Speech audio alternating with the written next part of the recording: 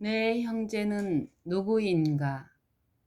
마태복음 12장 22절로 50절, 마가복음 3장 20절로 35절에 의거함. 요셉의 아들들은 예수께서 하시는 사업에 대하여 거의 공감을 표시하지 않았다. 그분의 생애와 활동에 관하여 그들이 들은 소식은 그들을 놀람과 경악으로 가득 차게 하였다. 그들은 그분께서 온 밤을 기도로 세우시며 종일토록 큰 군중에 둘러싸여 잡수실 만한 시간도 얻지 못하신다는 말을 들었다. 그분의 친구들은 그분께서 끊임없는 활동으로 자신을 지치게 만들고 계신다고 생각하였다. 그들은 바리새인들에 대한 그분의 태도를 설명할 수 없었으며 그분의 이성이 안정을 잃어가는 것이 아닌가 하고 두려워하는 사람도 있었다. 그분의 형제들이 이 소식을 들었으며 그분께서 사단의 능력을 빌려서 사기를 내쫓는다는 바리새인들의 비난도 들었다. 그들은 예수님과의 관계로 말미암아 그들에게 임한 비난을 뼈저리게 느꼈다. 그들은 그분의 말씀과 이적이 어떤 소동을 일으켰는지 알고 있었다. 그리고 그들은 그분의 대담한 말씀에 놀랐을 뿐 아니라 그분이 서기관들과 바리새인들을 비난하는 것에 대하여 분개하였다. 그들은 이런 모양의 활동을 중지하라고 설득하든지 강권하기로 결정하였다. 그리하여 그들은 어머니에 대한 그분의 사랑을 이용하면 좀 더 신중하게 처신하도록 그분을 설복할 수 있으리라고 생각하고 그들과 협력하도록 마리아를 부추겼다. 예수께서 사기들어 눈멀고 벙어리 된 사람을 고치시는 이적을 두 번째로 행하셨을 때에 바리새인들이 저가 귀신의 왕을 빙자하여 귀신을 쫓아낸다는 비난을 되풀이한 것은 이 일이 있기 직전이었다. 마태복음 9장 34절. 그리스도께서는 저희가 성령의 역사를 사단의 행위로 여김으로 축복의 근원에서 자신들을 차단하고 있다고 명백히 말씀하셨다. 예수님의 신적인 신분을 식별하지 못하고 그분을 반대하던 자들은 사유하심을 받을 수 있을지 모른다. 왜냐하면 성령을 통하여 잘못을 깨닫고 회개하도록 이끌림을 받을 수 있기 때문이다. 사람이 회개하고 믿는다면 죄가 어떠하든지 그리스도의 피로 씻음을 받으나 성령의 역사를 거절하는 자는 회개하고 믿을 수 없는 자리에 자신을 두는 것이다. 하나님께서는 성령을 통하여 심령의 역사하시는데 사람이 고의로 성령을 거절하고 이를 사단에게서 온 것이라고 말한다면 하나님께서 저들과 교통하실 수 있는 통로를 끊어버리는 것이다. 성령을 끝까지 거절하면 하나님께서 그 영혼을 위하여 더 이상 하실 수 있는 일은 아무것도 없다. 예수께서 이렇게 경고하신 바리새인들이 저희가 그분에게 한 비난을 그대로 믿은 것은 아니었다. 구주께 마음이 끌리지 않은 성직자들은 한 명도 없었다. 그들은 성령의 음성이 저들의 마음 속에서 예수님이 이스라엘의 기름 부음을 받은 자니 그분의 제자가 될 것을 고백하라고 재촉하는 소리를 들었다. 저들은 그분의 임재의 빛 가운데서 그들의 부정함을 깨닫고 그들로서는 만들어낼 수 없는 하나님의 그들로서는 만들어낼 수 없는 의를 사모하였다. 저들은 그분의 임재의 빛 가운데서 그들의 부정함을 깨닫고 그들로서는 만들어낼 수 없는 의를 사모하였다. 그러나 저희가 그분을 거절한 후에 그분을 메시아로 받아들인다는 것은 너무나 굴욕적인 일이 될 것이었다. 그들의 발을 불신의 길에 들여놓았으므로 그들은 너무 교만하여 잘못을 자백하지 않았다. 그리고 그들은 진리를 시인하는 것을 피하기 위하여 구주의 가르침을 맹렬히 반박하기에 힘썼다. 그분의 능력과 공률하심의 증거는 그들을 경로하게 하였다.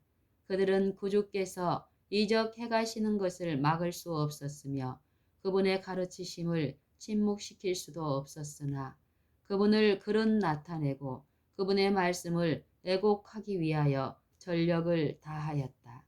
그러나 자각시키는 하나님의 성령이 그들을 따랐으므로 그들은 그 능력에 대적하기 위하여 많은 장벽을 쌓지 않으면 안 되었다. 인간의 마음에 감명을 끼칠 수 있는 가장 강한 능력이 그들로 더불어 싸웠지만 굴복하려 하지 않았다. 사람의 눈을 멀게 하고 마음을 강팍하게 하는 것은 하나님이 아니다. 하나님께서는 사람의 잘못을 시정하고 안전한 길로 저들을 인도하기 위하여 빛을 보내신다. 눈이 멀고 마음이 강팍해지는 것은 이 빛을 거절함으로 말미암은 것이다. 흔히 그 과정은 점차적이요 거의 알아챌 수 없다. 빛은 하나님의 말씀과 자신의 종들을 통하여 혹은 성령의 직접적인 역사를 통하여 사람에게 임한다. 그러나 한 줄기의 빛이라도 무시할 때에 영적 감각이 부분적으로 마비되어서 두 번째에 나타나는 빛은 그만큼 분명하게 식별할 수 없게 된다. 그리하여 영혼의 밤이 찾아오기까지 암흑은 증가된다. 유대의 지도자들은 이러한 상태에 빠져 있었다. 그들은 하나님의 능력이 그리스도와 함께 하신다는 것을 확신하였으나 진리에 대적하기 위하여 성령의 역사를 사단에게 돌렸다. 이렇게 함으로 그들은 고의로 기만을 선택하였다. 그들은 사단에게 굴복하였으며 그때 이후로 그의 능력에 지배당했다. 성령을 거역하는 죄에 대한 그리스도의 경고는 무익하고 악한 말에 대한 경고와 밀접한 관련을 가지고 있다. 말은 마음에 품고 있는 것의 표시이다. 마음에 가득한 것을 입으로 말함이라. 그러나 말은 품성의 표시 이상이다. 즉 말은 품성에 영향을 끼치는 능력이 있다. 사람들은 자신의 말로 영향을 받는다. 때때로 사단의 자극을 받아 순간적인 충동으로 시기나 악한 추측의 말을 바라는데 그들은 사실은 그렇다고 믿고 있지 않은 것을 표현한다. 그러나 그 말은 사상에 영향을 끼친다. 그들은 저희가 한 말에 속아서 사단의 선동을 받아 말한 것을 진실이라고 믿게 된다. 일단 어떤 의견이나 결정을 발표한 후에는 그들은 흔히 너무 교만하여 그것을 처리하지 않고 자신이 옳다는 것을 증명하려고 애쓰다가 마침내 저희가 옳다고 믿게 된다. 의심의 말을 바라거나 하늘의 빛에 의문을 품고 비관하는 것은 위험하다. 부주의하고 불경스러운 비평의 습관은 품성에 영향을 끼쳐서 불경과 불신을 기른다. 이 습관에 빠진 많은 사람이 부지중에 위험한 곳으로 나아가 급기야 성령의 역사를 곧잘 비평하고 거절한다. 예수께서는 사람이 무슨 무익한 말을 하든지 심판날에 이에 대하여 신문을 받으리니 내 말로 의롭다함을 받고 내 말로 정죄함을 받으리라고 말씀하셨다. 그리고 예수께서는 당신의 말씀에 감명을 받고 그 말씀을 기쁘게 들었으나 성령께서 내재하시도록 자신을 바치지 않는 자들에게 경고를 더하셨다. 영혼은 항거함으로써뿐 아니라 등한히 함으로써 멸망한다. 예수께서는 이렇게 말씀하셨다. 더러운 귀신이 사람에게서 나갔을 때에 물 없는 곳으로 다니며 쉬기를 구하되 얻지 못하고 이에 가로되 내가 나온 내 집으로 돌아가리라 하고 와 보니 그 집이 비고 소재되고 술이 되었거늘 이에 가서 저보다 더 악한 귀신 7을 데리고 들어가서 거하니라. 오늘날과 같이 그리스도 당시에도 사단의 지배를 한동안 끊어버린 것처럼 보이는 사람들이 많이 있었다. 하나님의 은혜를 힘입어서 그들은 영혼을 지배하던 악령에서 벗어났다. 그들은 하나님의 사랑 안에서 기뻐하였다. 그러나 돌밭으로 비유된 청중처럼 그들은 그분의 사랑 안에 거하지 않았다. 그들은 그리스도께서 마음에 거하실 수 있도록 하나님께 날마다 자신을 바치지 않았다. 그리고 악한 귀신이 저보다 더 악한 귀신 7을 데리고 돌아왔을 때에 그들은 악의 권세에 완전히 지배당하였다. 영혼이 그리스도께 굴복할 때에 새로운 능력이 새 마음을 점령한다. 사람이 독력으로 성취할 수 없는 변화가 일어난다. 그것은 인간의 본성의 초자연적인 요소를 가져다 주는 불가사의한 역사이다. 그리스도께 굴복하는 영혼은 배역한 세상에서 그분께서 굳게 붙드시는 그분의 요새가 되며 그분은 당신의 권위 외에 어떤 권위도 그 요새 안에 용납하지 않으신다. 이와 같이 하늘의 능력으로 채워진 영혼은 사단의 공격에 난공불락이다. 그러나 우리가 그리스도의 지배하심에 자신을 맡기지 않는다면 악한 자에게 지배당할 것이다. 우리는 불가불 세상의 패권을 잡으려고 싸우는 두 큰 세력 중에 전자가 아니면 후자의 지배 아래 있게 될 것이다. 흑암의 왕국의 통치를 받기 위하여 일부러 그것을 섬기기로 선택할 필요는 없다. 빛의 왕국과 관계를 맺는 일을 등한히 하기만 하면 된다. 우리가 하늘의 능력에 협력하지 않으면 사단이 마음을 점령하여 자신의 거처로 삼을 것이다. 악에 대한 유일한 방어는 그분의 의를 믿음으로써 그리스도께서 마음속에 내재하시는 것이다. 하나님과 산 연결을 맺지 않으면 우리는 결코 자아 사랑과 자아 방종과 죄에 대한 유혹의 부정한 영향에 대항할 수 없다. 우리는 많은 악습을 버릴 수 있을 것이며 얼마 동안 사단과의 관계를 끊을 수 있을 것이다. 그러나 순간마다 자신을 굴복시킴으로 하나님과 산 연결을 가지지 않는다면 우리는 정복당할 것이다. 그리스도와 개인적으로 친숙하고 계속적으로 교통하지 않는다면 우리는 원수에게 좌우되어 마침내 그의 명령을 행할 것이다. 예수께서는 그 사람의 나중 형편이 전보다 더욱 심하게 되느니라. 이 악한 세대가 또한 이렇게 되리라고 말씀하셨다. 자비의 초청을 무시하고 은혜의 성령을 멸시한 자들만큼 마음이 강팍한 자는 없다. 성령에 대항하는 가장 보편적인 죄의 표시는 회개하라는 하늘의 초청을 완강히 무시하는 것이다. 그리스도를 거절하는 발걸음마다 구원을 거절하고 성령을 거스리는 죄의 길로 향하는 발걸음이다. 유대 백성은 그리스도를 거절함으로 용서받을 수 없는 죄를 범하였다. 우리도 자비의 초청을 거절함으로 그와 똑같은 죄를 범할 수 있다. 우리가 하나님께서 보내신 사자들의 말에 귀를 기울이지 않고 오히려 사람을 그리스도에게서 떠나게 하는 사단의 대리자들의 말을 들을 때에 생명의 임금을 조롱하고 사단의 해와 하늘 우주 앞에서 그분을 욕보이는 것이다. 이같이 행하는 한 그 사람에게는 소망도 용서도 없으며 마침내 하나님과 화목하게 되려는 모든 갈망조차도 잃어버리게 될 것이다.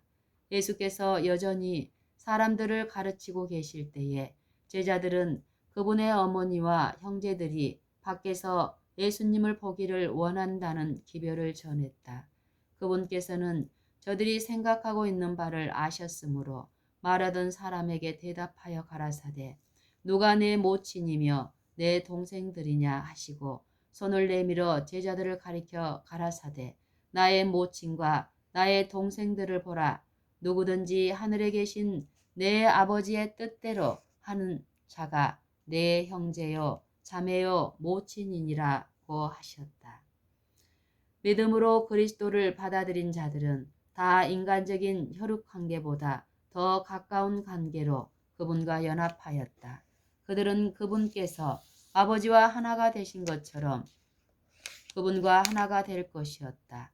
그분의 어머니는 그분의 말씀을 믿고 행하는 자로서 육친 관계에 의한 것 이상으로 그분과 더 가깝고 구원받을 수 있는 관계를 맺고 있었다. 그분을 개인의 구주로 받아들이지 않는 한 그분의 형제들은 그분과 맺어진 관계에서 아무 유익도 받지 못할 것이었다. 만일 육친의 형제들이 그분을 하늘에서 오신 자로 믿고 하나님의 사업을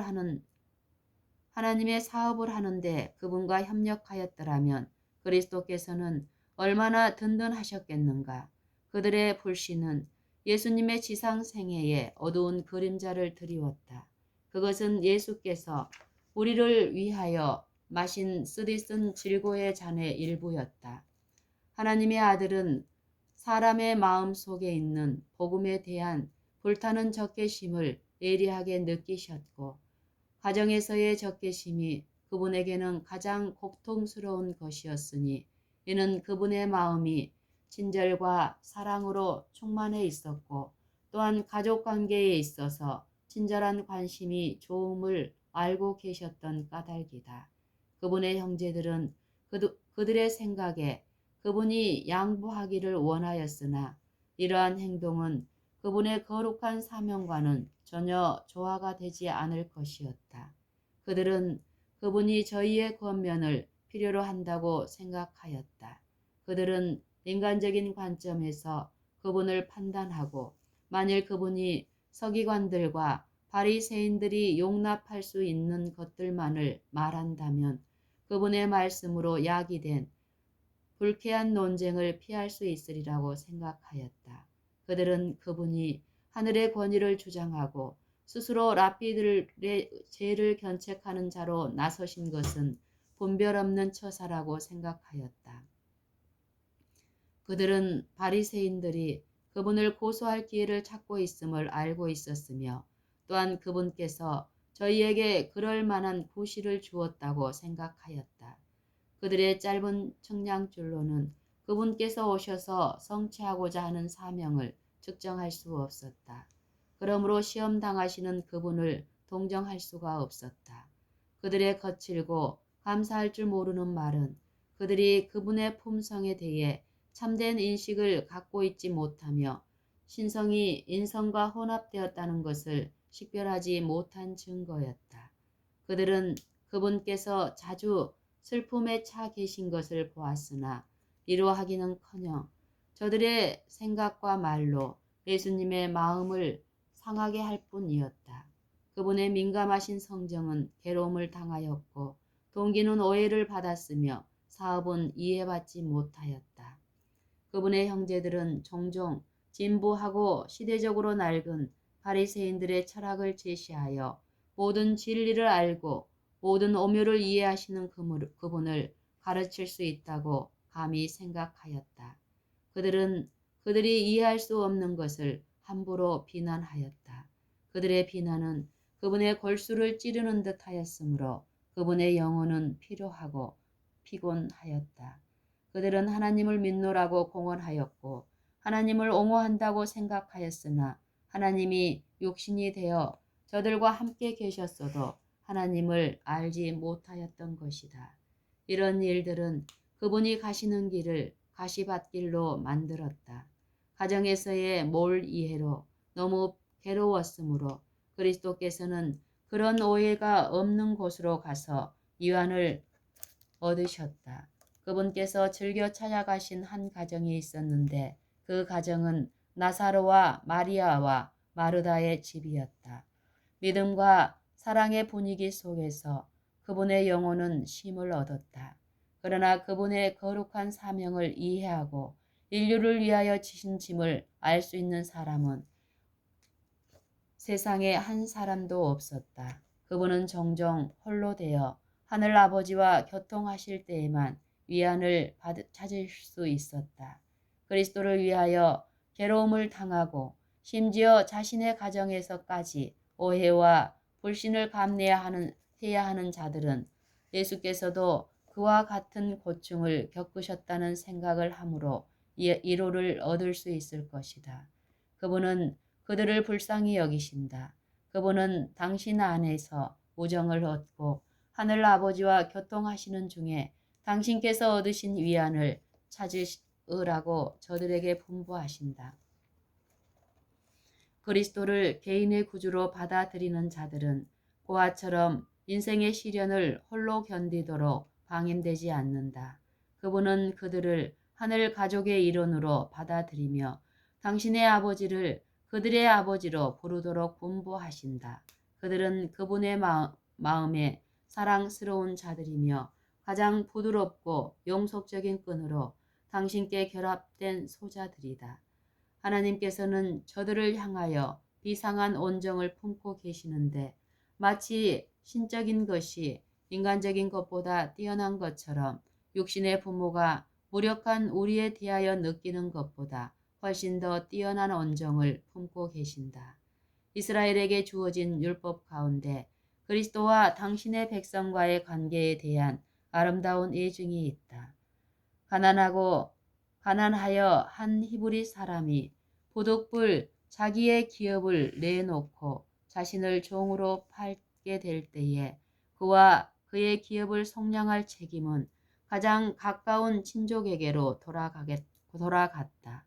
레위기 25장 25절, 47절로 49절, 룻기 2장 20절 참조.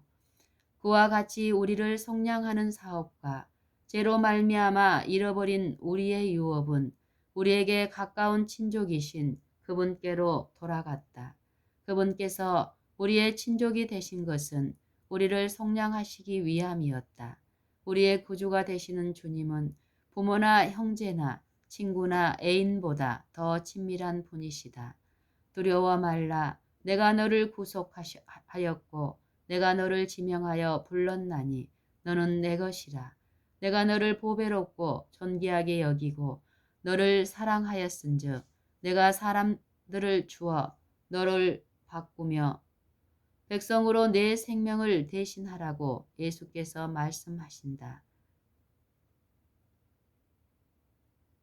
이사야 43장 1절. 그리스도께서는 당신의 보좌를 두른 하늘 천사들을 사랑하신다.